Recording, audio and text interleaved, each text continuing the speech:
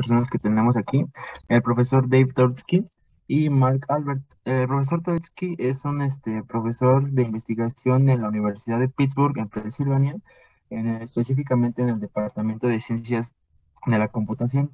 Actualmente, bueno, está dirigiendo unos proyectos acerca de inteligencias artificiales y tiene algunas otras, por decirlo así, líneas de investigación en las que se destacan, por ejemplo, la robótica cognitiva, la enseñanza y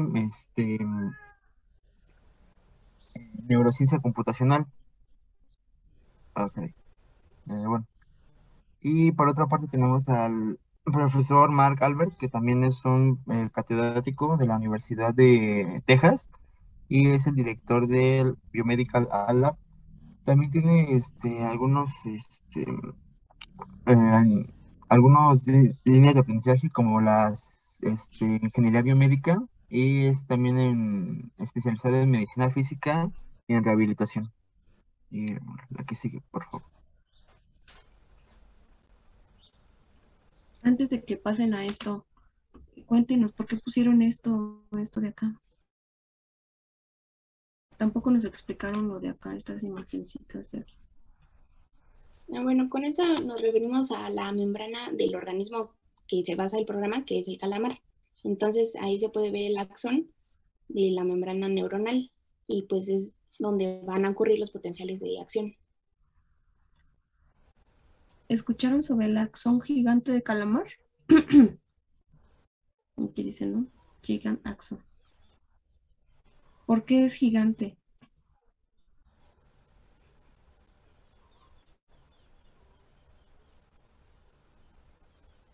¿Sí ven aquí esta estructura? Esta es como la parte del cefalópodo, ¿no? De la cabecita. ¿Sí la ven? Sí. Entonces, vean qué tan largos están. Aquí te ponen 1 milímetro. ¿Sí se fijan lo grandes que son? ¿Sí? Sí, son muy grandes. Entonces son fáciles de manipular en el laboratorio. Imagínate tú un axón de una neurona tuya. Si los han visto en el microscopio verán que son micras, son muy chiquitos, bueno, muy delgados y pueden tener una longitud variable, ¿no? Dependiendo de qué tipo de neurona tomemos. Pero definitivamente no los puedo manipular con mi mano. Y vean este es de 1 milímetro. Ustedes pueden manipular, pues, digamos, un hilito de cerca de 1 milímetro, ¿no? Porque es bastante grande. ¿Sí se entiende? Sí. Sí. Entonces, no es que sea gigante así de un calamar, no sé si ustedes pensaron en eso, ¿verdad? De las películas de Bob Esponja de los monstruos, así gigantes, no es tan una cosa así, sino que es por la manipulación que podemos hacer pues de este axón, ¿no? De estas neuronas. Entonces, fíjate, acá está el axón y este es el electrodo. El electrodo, ¿han visto los multímetros? Sí. Tienen un polo positivo y un polo negativo, ¿no? Entonces hagan de cuenta que esta es la aguja pues de cualquier polo, del positivo o del negativo, pero es una aguja muy, muy, muy fina, o sea, fíjate que está más delgada que el axón. ¿Por qué? Pues porque tienes que penetrar todo el axón, ajá. Entonces está a la mitad la aguja esta, para que se den cuenta de cómo es, ay, perdón, de cómo es pues el tamaño, ¿no? De su axón. Este es un corte transversal de ese axón. Entonces es lo suficientemente grande como para que le puedan meter un electrodo normal y medir el cambio de voltaje, ¿no? ¿Sí se entiende esto? Sí. Sí, maestra. Sí, maestra.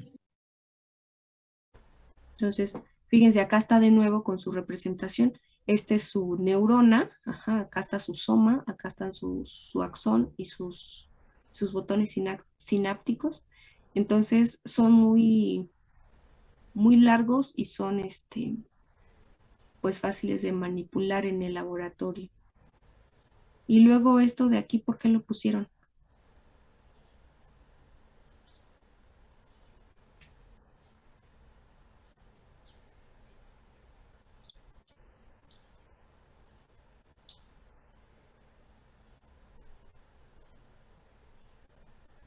todo lo que pongas en tu seminario, en tu presentación, todo es cuestionable.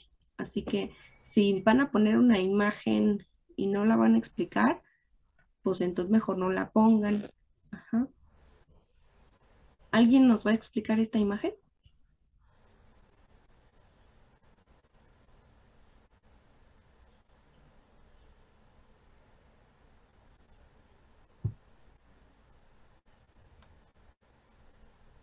Bueno, siguiente. Para esto tenemos que saber qué son los modelos in silico, que es el que se utilizó en esta ocasión.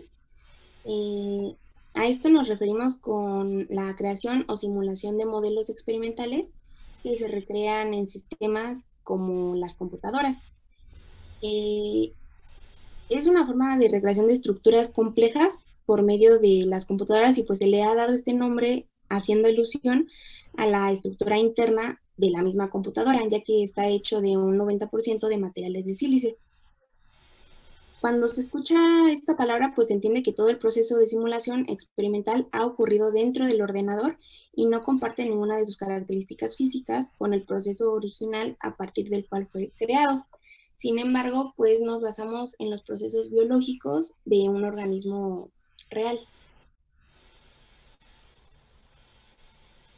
Bueno, y por otra parte tenemos los modelos in vivo. Esto básicamente significa que ocurre o tiene lugar dentro del organismo, pero ya hablando un poquito más acerca de estos modelos, se refieren a la experimentación que se echa dentro o en un tejido vivo de algún organismo. Bueno, estos modelos permiten estudiar las condiciones biológicas en las que ocurre un fenómeno y cuáles son las consecuencias que tienen sobre estos estudios. Por otro lado, tenemos a los modelos in vitro. Estos van a ser una simulación de los experimentos dados de forma de los modelos in vivo.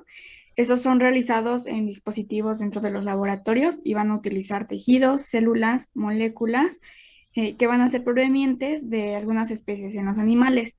Esto va a funcionar de forma que se les va a insertar electrodos a una de las células que vamos a tener y se va a hacer una estimulación y se va a registrar el estímulo. De acuerdo, ¿y esta práctica dentro de cuáles entra? Modelos in silico. Modelos in silico. Entonces, los que crearon, diseñaron este software, el HHSIM, Hotley y Huxley, se dedicaron a hacer pues repetidos experimentos con el axón de calamar. Ajá.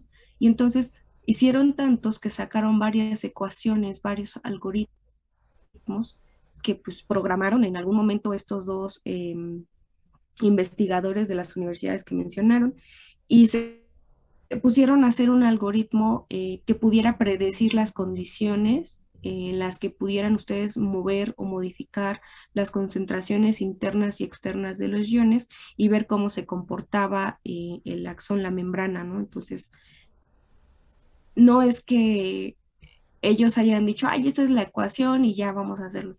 O sea, sí tomaron eso, pero también tomaron los experimentos que ellos realizaron con el calamar. Entonces, como bien dijeron sus compañeros, sí es una simulación, sí es un modelado, pero también se basaron en esos datos experimentales, ¿no? Mucho del éxito de este tipo de modelos in silico es que toman datos experimentales y aprenden a predecir qué es lo que va a suceder. Entonces, tiene una parte experimental de trasfondo. Muy bien, muchachos.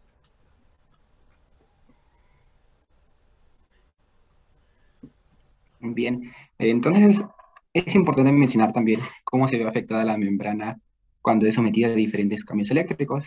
Para ello es importante recordar tres conceptos que nos van a ayudar mucho para el desarrollo de la práctica, siendo el primero de ellos el potencial de membrana en reposo y también, como lo veremos a continuación, los potenciales graduados y los potenciales de acción. Bien, el potencial de membrana en reposo de la neurona equivale a menos 70 milivolts, pero esta hace referencia a la diferencia de potencial que existe entre el interior y el exterior de la célula.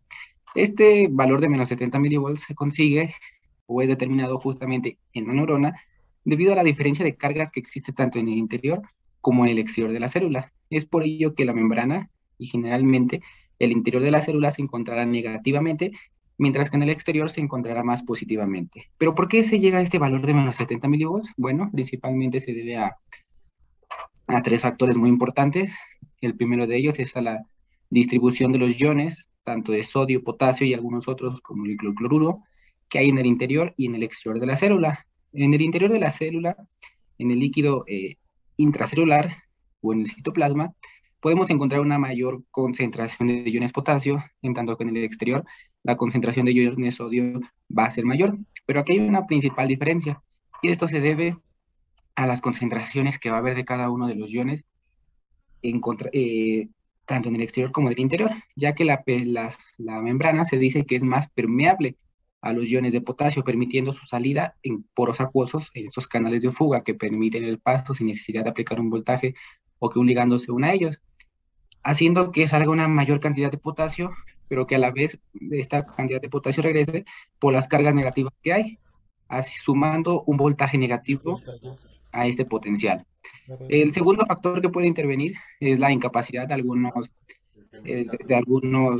aniones, principalmente como son las proteínas y los iones fosfato, a poder salir y abandonar el interior de la célula. Esto se debe principalmente a que la membrana es semipermeable, que quiere decir que únicamente va a permitir la salida de algunos iones que sean de menor tamaño. Es por ello que proteínas y iones fosfato se quedan al interior de la célula y la hacen aún más negativa, como se puede observar en la imagen.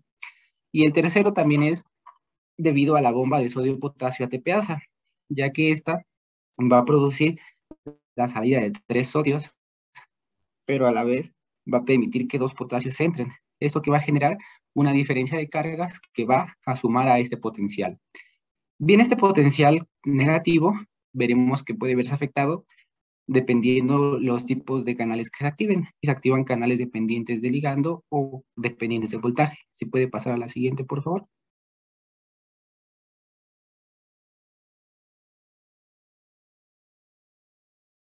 Bien, aquí tenemos a las dos representaciones de los potenciales graduados y los potenciales de acción.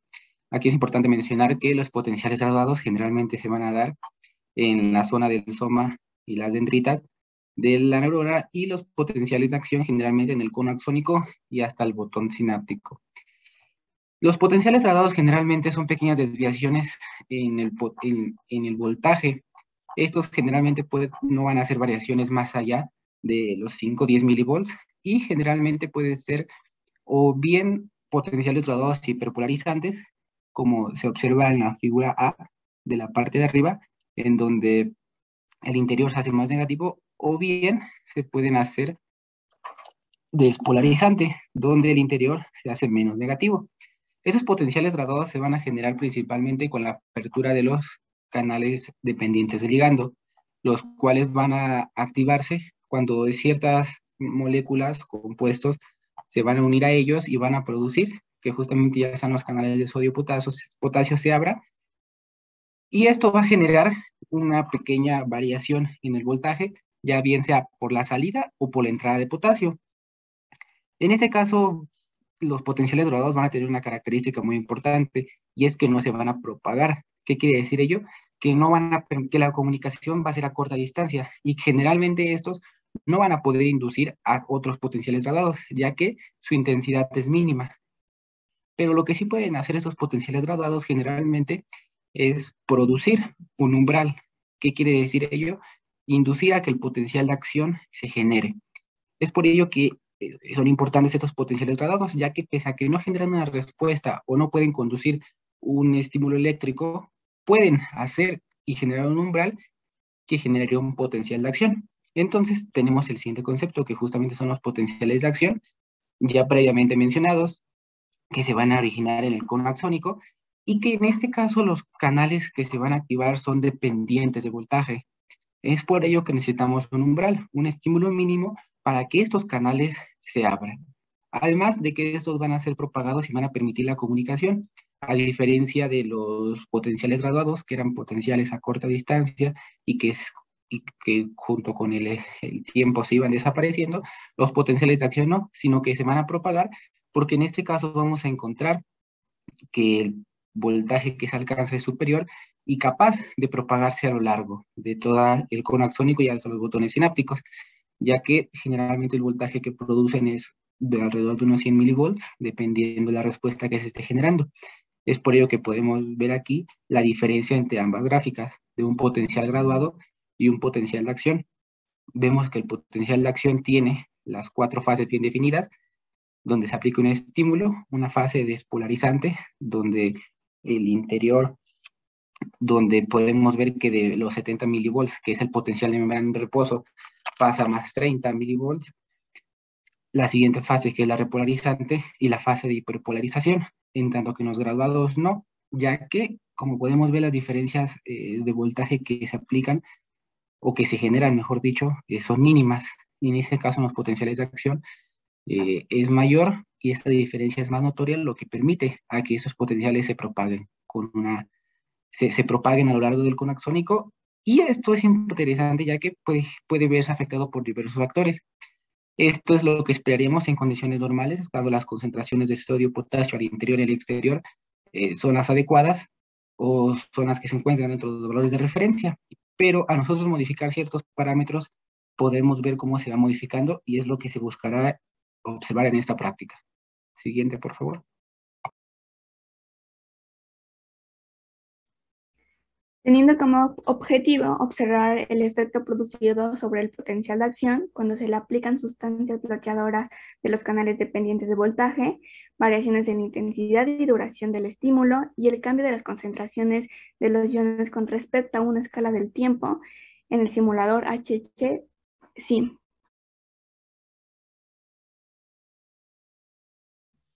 Aquí nada más, bueno, sé que es el objetivo general, muchachos, pero otra vez observar no es un verbo de nivel de universidad, ¿no?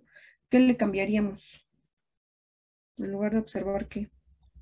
Analizar. Analizar. Podría ser, ¿no? Pero observar no. Sáquenlo de su lista de verbos.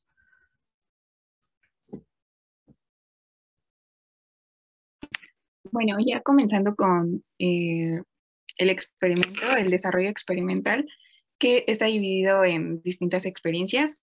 La experiencia 1 está nombrada como potencial de umbral. Y bueno, se va a realizar con el programa antes mencionado, que consiste en aplicar diferentes estímulos, diferentes parámetros, para poder obtener un potencial de acción. Bueno, aquí lo más importante va a ser con los conceptos que ya vimos anteriormente, es potencial de umbral y potencial de acción. Y bueno, para poder entender estas gráficas, la línea roja significa el potencial de membrana de la neurona del calamar. La línea amarilla son la cantidad de iones sodio y la verde de iones potasio. Y la línea morada representa el tiempo, la intensidad y la duración. Lo primero que nos marcaba realizar era aplicar un estímulo con diferentes parámetros, con 3 diferentes parámetros, que es el tiempo, la intensidad y la duración.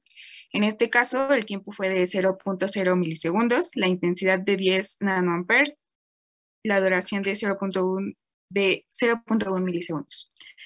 Y nos decía, bueno, y fue la primera, bueno, es que no puedo señalar, ¿verdad? Bueno, fue la primera curvita que podemos ver en lo rojo. Sí, esa.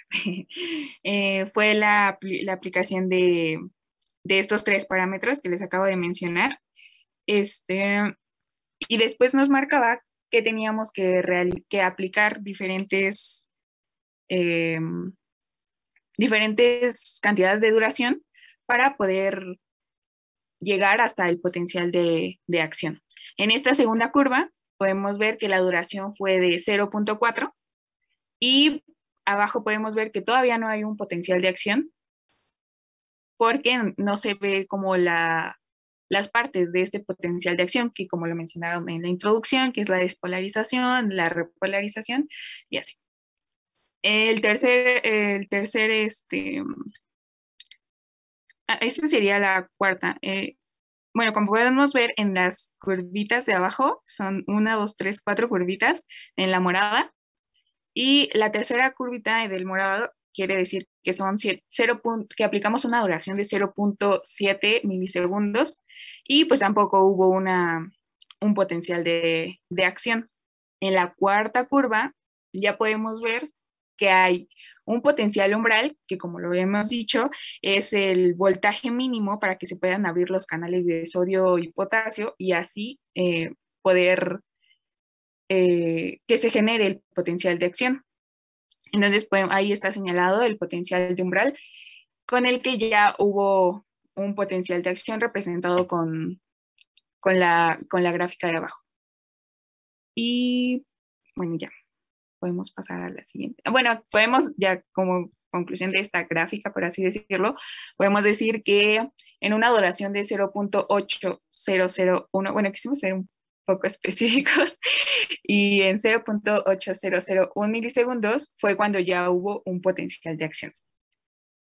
Ya, pues puede pasar a la siguiente gráfica, por favor. Pero hay que preguntarles si todo les quedó claro. Bueno. Sí. ¿Alguien tiene una duda acerca de esta gráfica?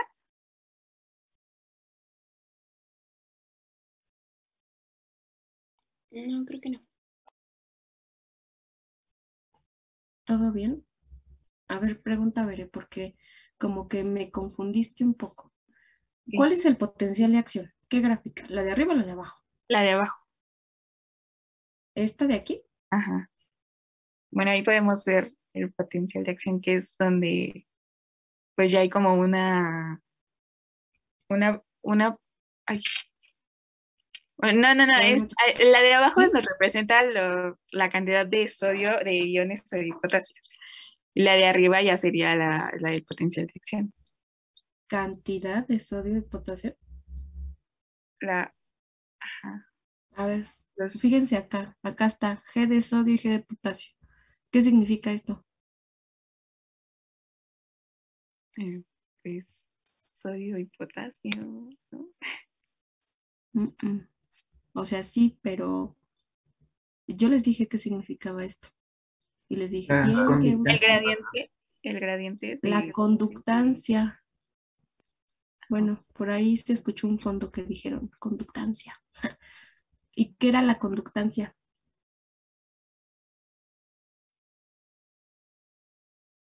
¿No qué es?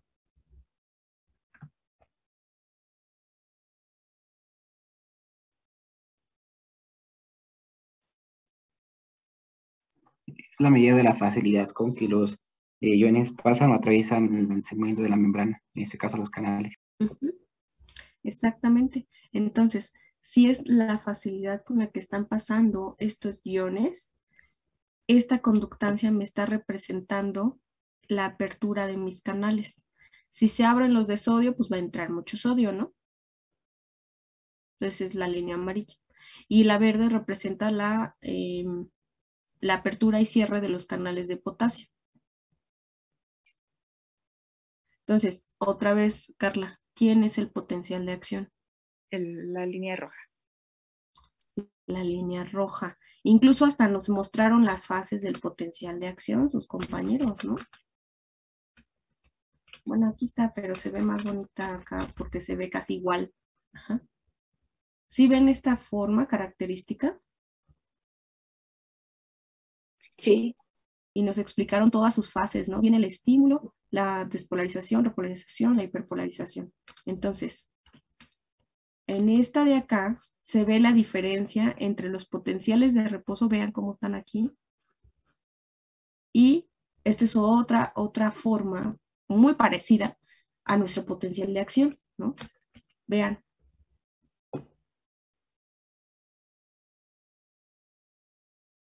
Entonces, potencial de acción es este. ¿Y este qué sería?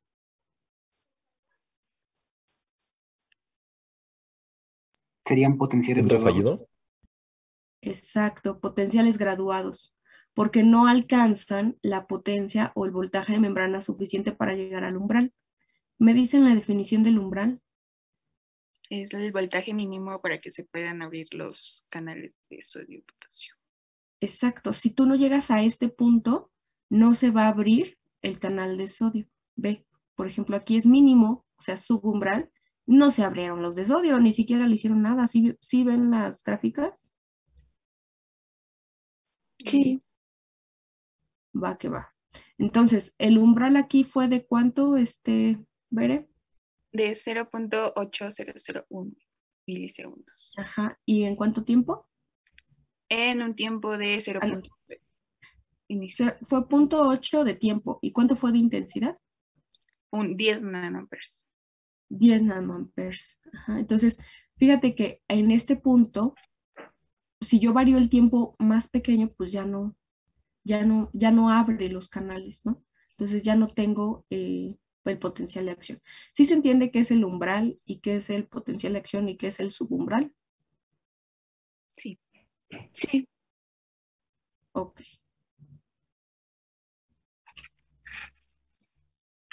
Bueno. Otra parte de la primera experiencia es que teníamos que aplicar, que encontrar una duración mínima para estímulos con diferentes intensidades. En este caso, esta es la primera intensidad, que son 5 nanoamperes, y que fuéramos aplicando hasta que llegáramos al potencial de acción.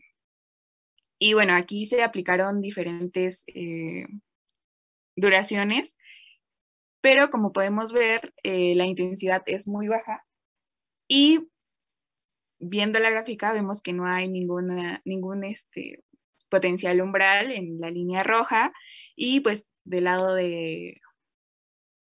abajo, donde están sodio y potasio, pues tampoco hay una pendiente que nos pueda decir, o alguna curva, por así decirlo, que nos diga que hubo entrada y salida de sodio y potasio. Por lo tanto, la intensidad de a 5 nanoamperes es muy baja. Bueno, y el programa no nos dejó poner más de 50 milisegundos, entonces pues ya no pudimos ver más arriba si se creaba el potencial de acción. Y pues las diferentes curvitas que se ven ahí en el morado fueron de 0.1, 0.8, 1.5, 5 y 50 milisegundos. El de 50 milisegundos ya no alcanzamos a ponerlo como completa, pero pues seguía así, sin una tendencia a tener un potencial de umbral.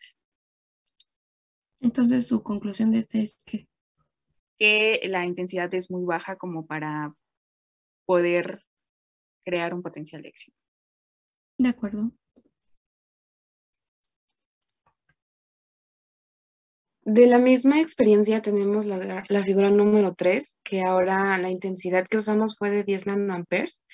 En esta podemos observar que igual el tiempo inicial era de 0 milisegundos, una intensidad de 10, y la duración es la que teníamos que ir variando para poder obtener el potencial de umbral y posteriormente dar paso al potencial de acción.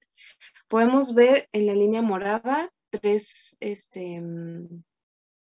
curvitas, perdón. Entonces indicamos que la primera duración que usamos fue de 0.1, la segunda es de 0.5, la tercera de 0.7 y la última fue de 0.8, y es donde pudimos observar, el potencial de umbral necesario para poder dar seguimiento al potencial de acción, en el que abajo en los gradientes de sodio y potasio podemos observar que hasta esa duración se pudo dar paso, a la apertura de los canales de sodio y potasio. Entonces, indica que las duraciones menores a 0.8, este potencial de acción no se va a dar, simplemente vamos a tener potenciales graduados que no van a dar paso al potencial de acción. Gracias. La tercera intensidad que usamos fue de 15 nanoamperes. En esta, como vemos apenas en las primeras 3 gráficas, conforme vamos aumentando la intensidad, se va necesitando menos estímulos de duración o menos cambios de duración para que se dé el potencial de acción. Entonces, en esta simplemente usamos 0.1, 0.3 y hasta 0.45 milisegundos de duración pudimos observar el potencial de umbral para dar seguimiento al potencial de acción, que fue abajo. Bueno, esto se puede también determinar porque abajo los canales de sodio y potasio ya se vio la apertura de estos, entonces indicamos que el potencial de acción sí se dio.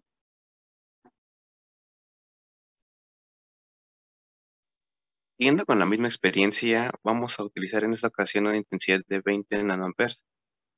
Para este caso igual se utiliza un tiempo inicial de 0 milisegundos, la intensidad de 20 nanoamperes, y se utilizaron distintas duraciones, que fue de 0.1, 0.3, pero hasta la tercera curva, que es de 0.3001 milisegundos, podemos observar que el umbral dio paso al potencial de acción.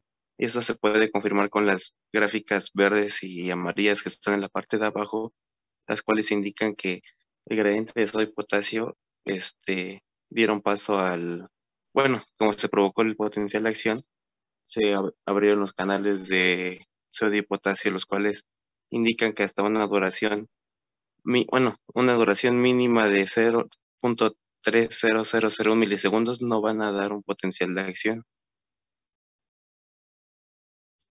¿No van a dar un potencial de acción?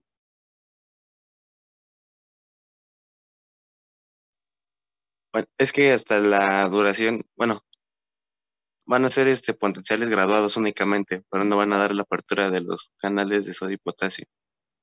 Ujú. ¿Qué puede concluir entre la anterior y esta?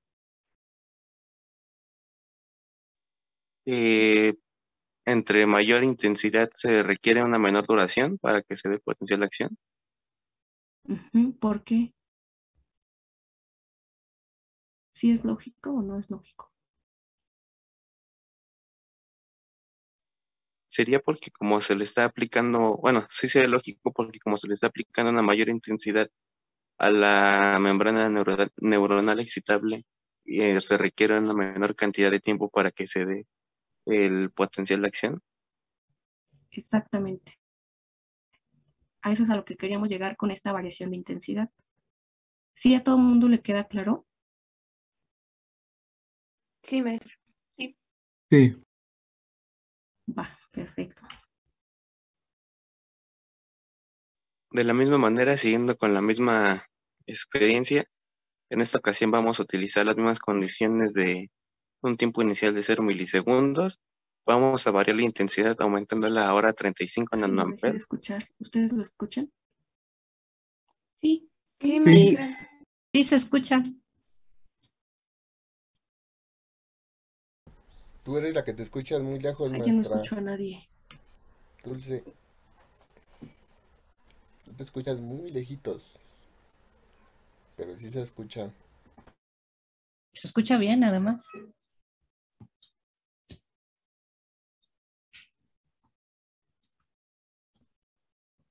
Ahorita si estás hablando ya no te escuchas.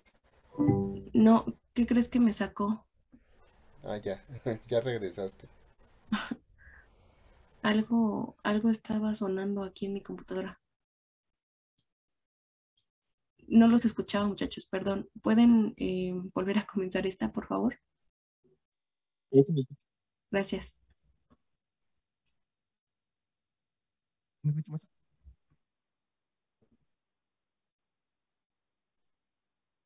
A ver.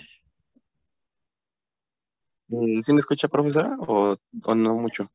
Ya lo escucho. Ah, Sí, sí ok. te escuchas, don. Continuando con la misma experiencia, vamos a utilizar las mismas condiciones que va a ser el tiempo inicial de 0 milisegundos.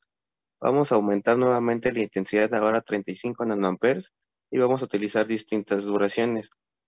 En este caso podemos observar que utilizamos la duración de 0.1 milisegundos y 0.1001 milisegundos. De la misma manera que en la anterior observamos que la intensidad mínima para poder generar potencial de acción es de 0.001 milisegundos, ya que se puede observar en las gráficas de la parte de abajo, que son las de color verde y amarillo, las cuales dan la apertura de los canales de sodio y potasio. Sin embargo, una duración mínima una duración menor a 0.00 milisegundos únicamente darán a potenciales graduados.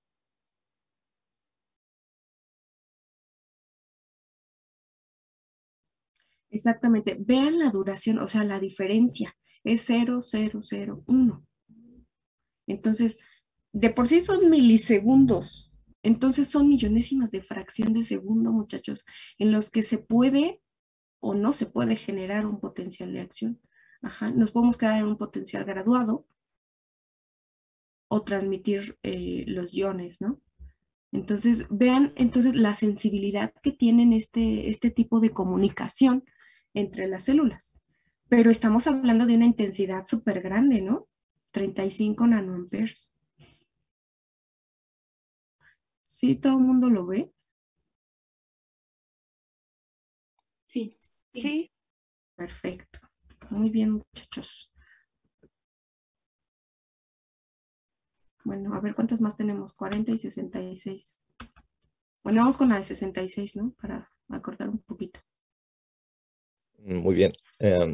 Pues como bien dijeron, si creían que era suficiente intensidad a 35 nanoamperes, ahora vamos a probar hasta con 66, donde bien continuamos con condiciones muy parecidas. En este caso, tiempo inicial de 0 milisegundos, como les dije, una intensidad de 66 nanoamperes.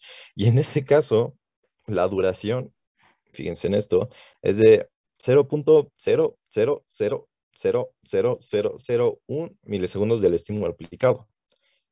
Eso fue, ahora sí que la duración necesaria para poder generar nuestro potencial de acción, y como lo podemos corroborar en el caso de las líneas verde y amarillo. Ahora sí que la apertura de canal de sodio y potasio se coinciden en este punto. Y como podemos observar, es una duración demasiado pequeña.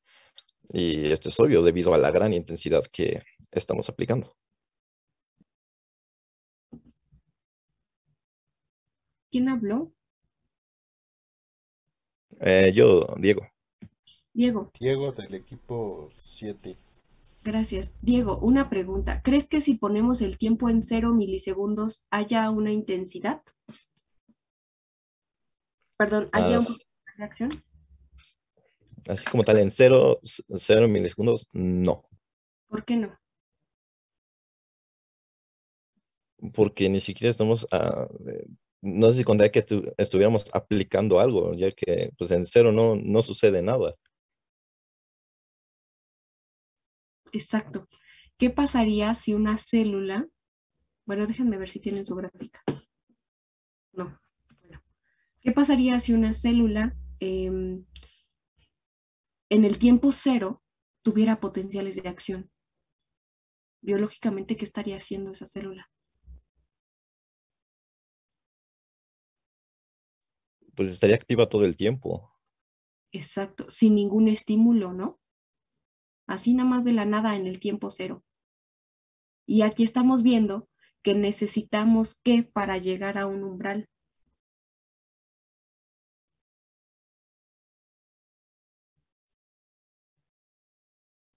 Pues una mínima duración y obviamente una intensidad. Exacto, intensidad y duración mínimos para alcanzar la despolarización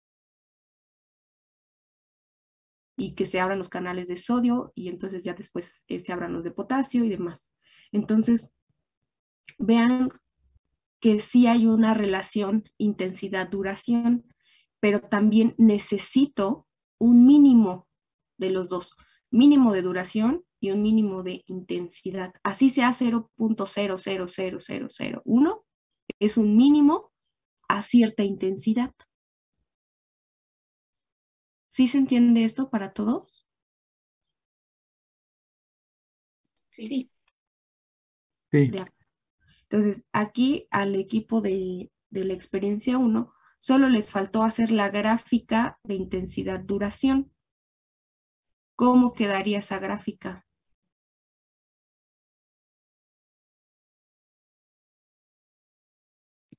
A mayor intensidad se necesita menos duración. A mayor intensidad necesito menos duración del estímulo. Ajá, para producir un umbral. Pero ¿cómo nos queda? Nos queda recta, nos queda exponencial, nos queda cuadrática. ¿Cómo nos queda esa gráfica?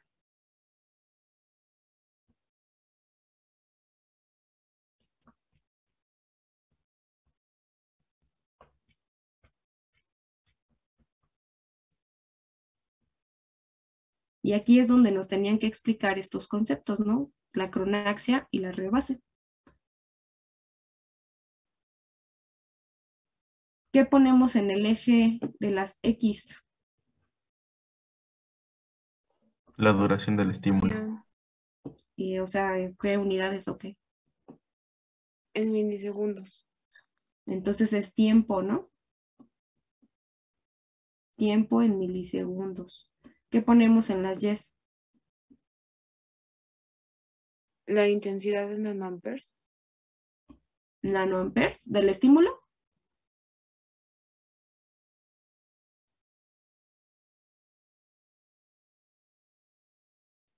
No, sería la intensidad, ¿no? Ajá. Nanoamperes. Intensidad. Sí, la intensidad del estímulo. Ajá. No le había escuchado a quien me habló antes, entonces no sé si me dijo eso, pero intensidad del estímulo. Y luego, fíjense, aquí me están diciendo bueno, más bien esta gráfica me está diciendo lo que ustedes dijeron, que al tiempo cero no puede existir. Esto, si yo lo prolongo, va a ser una asíntota siempre, siempre, nunca va a tocar el eje. ¿Sí todo el mundo lo ve esto? Sí. Sí. Entonces, lo que me dijo Diego fue, no puede haber, digamos, el cruce aquí así. O sea, nunca se va a cruzar esta línea con el eje 0, porque eso significaría que mi célula estaría todo el tiempo haciendo o estando estimulada, ¿no? Entonces, eso no va a pasar nunca, porque mi gráfica no me da esta información. Necesito un tiempo mínimo. Perdón. Necesito un tiempo mínimo, que esto es el tiempo.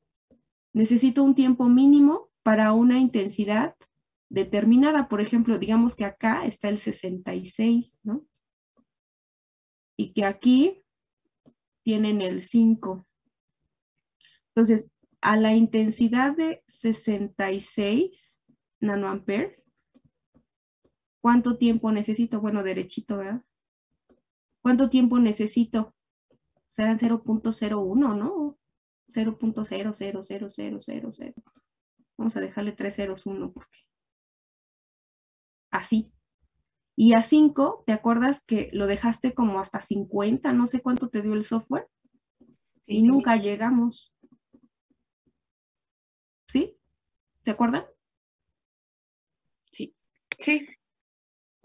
Entonces, fíjate, si por ejemplo llegamos aquí a una intensidad, digamos, de, no sé, 20, 10, vamos a poner 10, de 10 nanoamperes, pues yo lo extrapolo y digo, voy a necesitar tanto de tiempo. No me acuerdo cuánto de tiempo les dio, 0.1, ¿no? Algo así. 0.1 milisegundos. Y así, si yo me voy a la mínima intensidad, o sea, si yo agarro digo, este es el punto más bajo de la intensidad, ¿todo el mundo de acuerdo? Sí. Y lo extrapolo